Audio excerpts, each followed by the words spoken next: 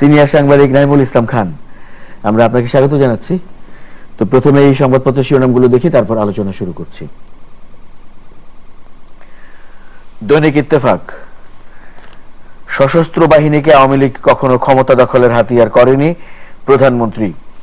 শিক্ষক নিজেই বোঝেন না সৃজনশীল প্রশ্ন পদ্ধতি, 6 বছর পরও বেশিরভাগই গাইড নির্ভর।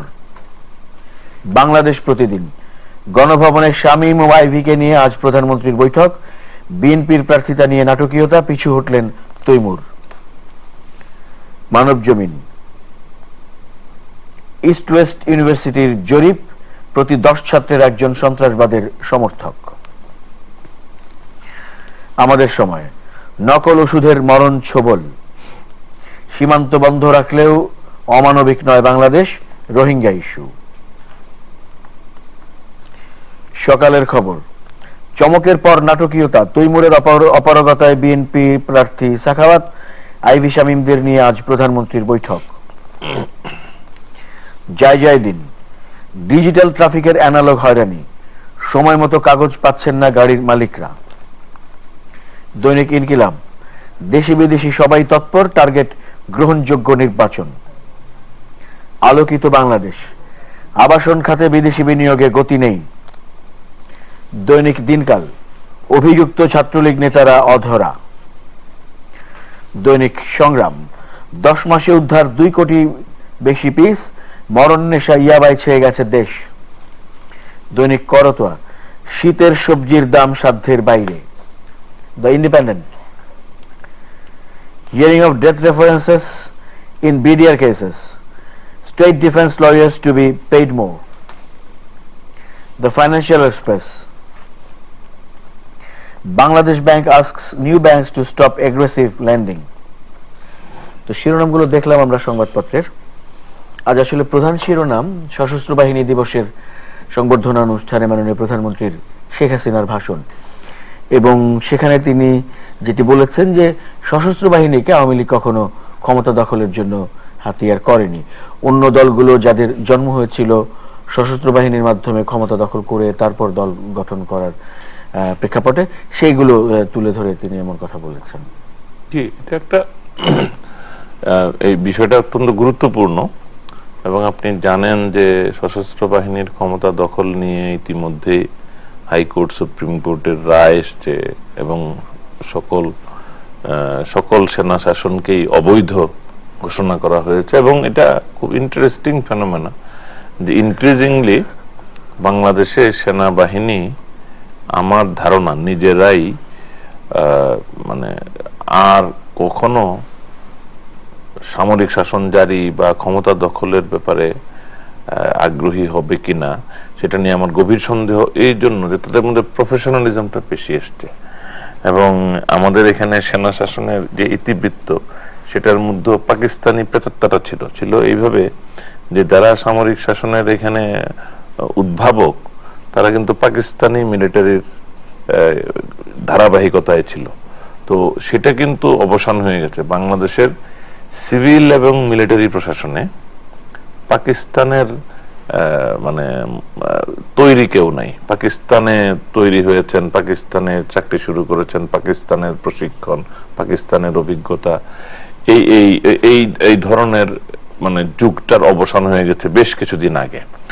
যার ফলে ওই জায়গাটা আমাদের এখনো সামান্য একটু পাকিস্তানি ব্যাকগ্রাউন্ড আছে রাজনীতিবিদদের মধ্যে। আমার ধারণা আগামী 2টো জাতীয় নির্বাচনের মধ্যে ওই অংশটারও অবসান ঘটবে। মানে আমাদের রাজনীতিতেও আর পাকিস্তানের, আমি পাকিস্তান আমলে এই ছিলাম, এখন এই বলার কেউ থাকবে না। আমরা একদম খাঁটি বাংলাদেশ হব। মাননীয় প্রধানমন্ত্রী এই দিকটা সশস্ত্র বাহিনী দিবসে বলেছেন।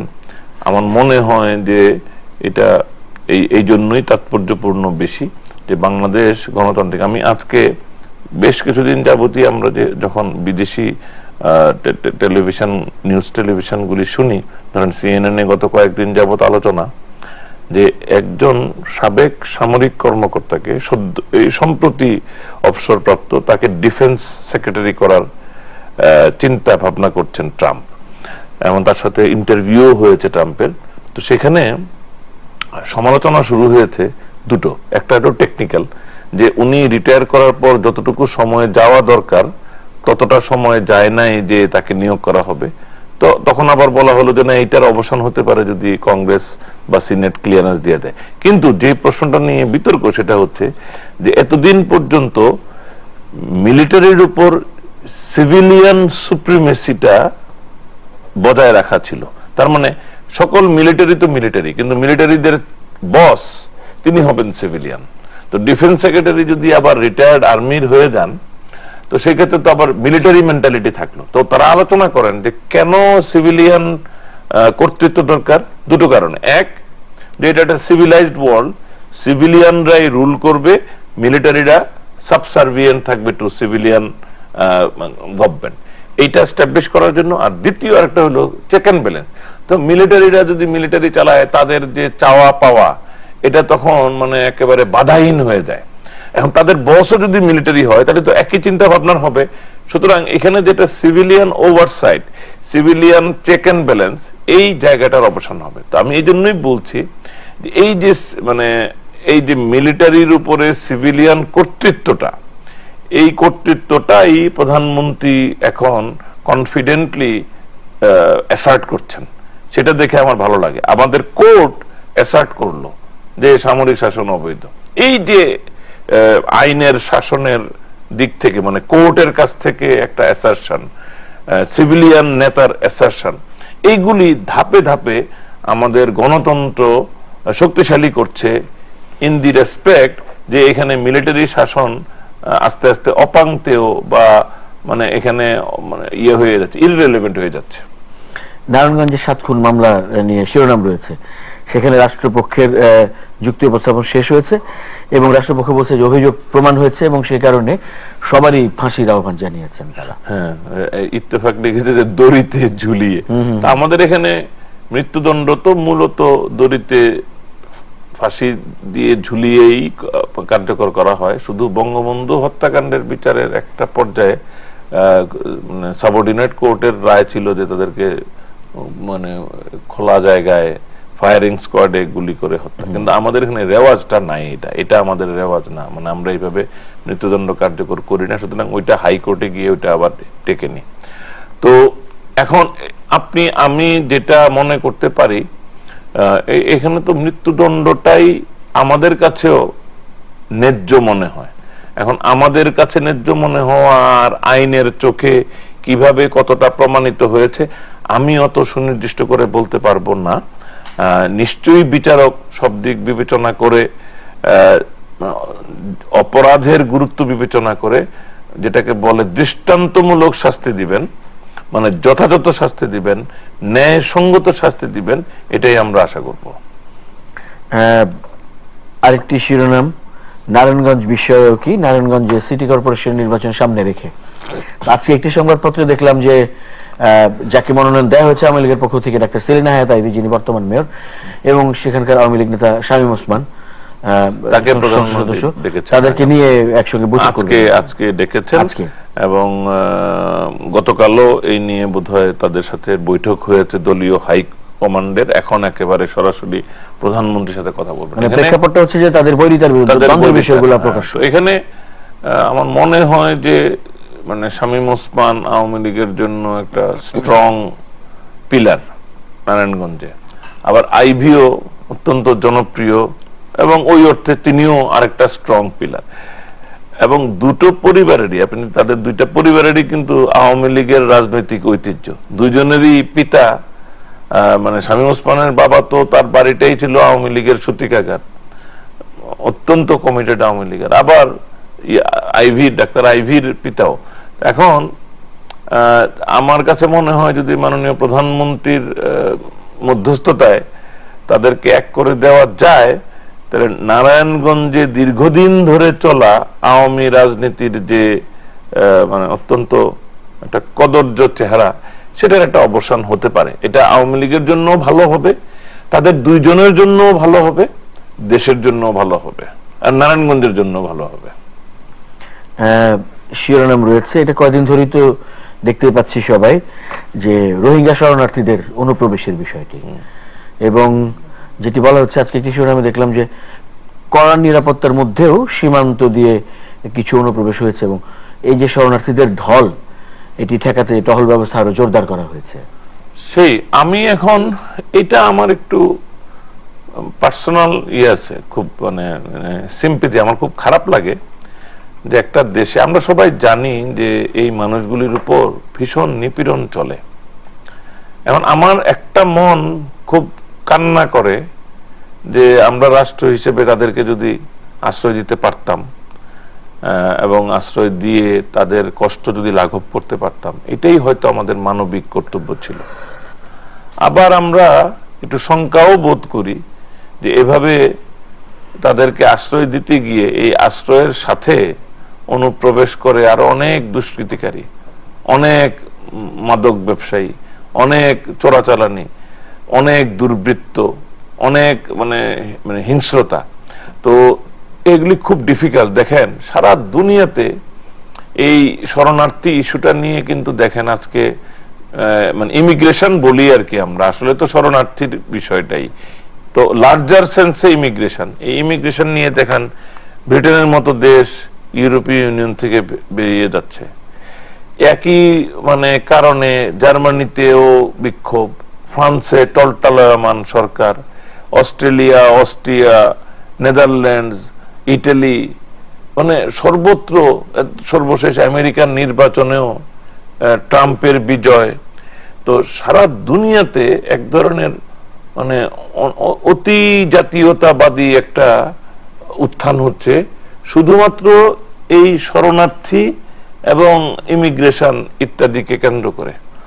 তো আমার দুঃখ লাগে কোথায় জানেন, যে আমরা আমাদের সামর্থ্য নাই যে আমরা আন্তর্জাতিক একটা প্রয়াসের ভিতর দিয়ে রোহিঙ্গার ওই নিপীড়িত মানুষকে এই মানে অসহায় অবস্থা থেকে মুক্ত করি।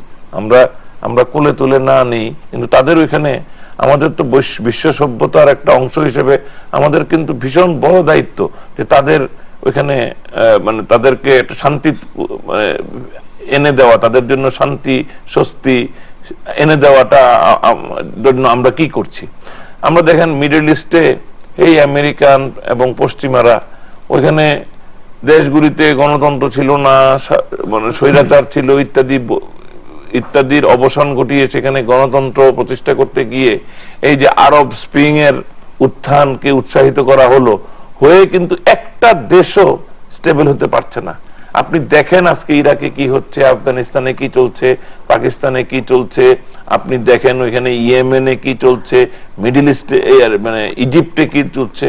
আপনি যদি এই সমস্ত দেশগুলি দেখেন, মানে আমার বুক ফেটে কান্না আসে যে আমরা মানে আমাদের এই মানে মুসলিম যে জনগোষ্ঠী পৃথিবীর এত ধন সম্পদ থাকার পর আজকে কি কোন পাপের প্রায়শ্চিত্ত এই জনগোষ্ঠীটা করছে। এই আজকে আসার আগেও এই আলেপ্পোতে যে মানে শিশুদের হাহাকার, হাসপাতালের উপর বোমা, মানে নির্দয় নিষ্ঠুর যে পরিস্থিতি, আফগানিস্তানে যে আত্মঘাতী বোমা হামলা, পাকিস্তানের হামলা, আমেরিকা তো চারটা রাজ্যে পুলিশের উপর হামলা, এই সারা বিশ্বে যে একটা অশান্তি, অস্থিরতা, সহিংসতা, মানে আত্মঘাতী হামলা, মানে I just can not imagine যে এই সারা দুনিয়াটাতে আবার কবে আমাদের জীবনকালে এট মাই এজ অফ 56 আমার একটু ভয়ই লাগে যে আগামী 20-25 বছরের মধ্যে পৃথিবীতে কতদিনে, মানে 20-25 বছরের কতদিনে আমরা আবার একটু রিলেটিভলি শান্তিপূর্ণ অবস্থায় ফিরে যেতে পারবো। এটা খুবই দুঃখজনক। শিরোনাম দেখছি যে নির্বাচন কমিশন পুনর্গঠন নিয়ে বিএনপি যে আলোচনাটি করছে, এই প্রস্তাব নিয়ে তারা রাষ্ট্রপতির সঙ্গে দেখা করতে চেয়েছেন।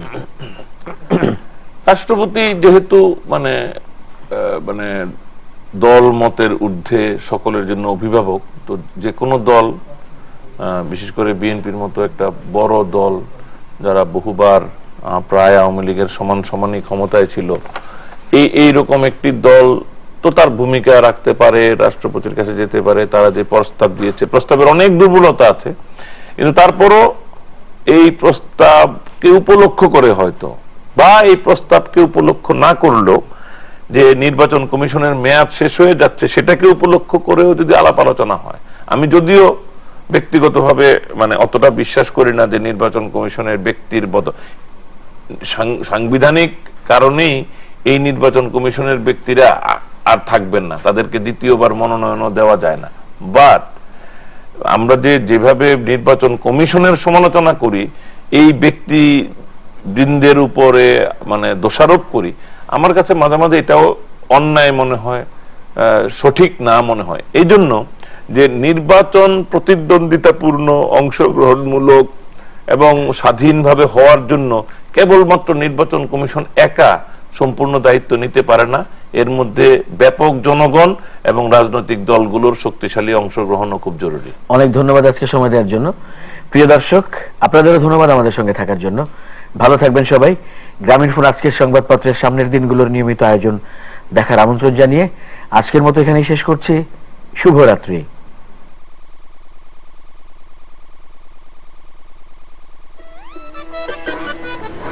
Fatti come dove chi nella fa fonti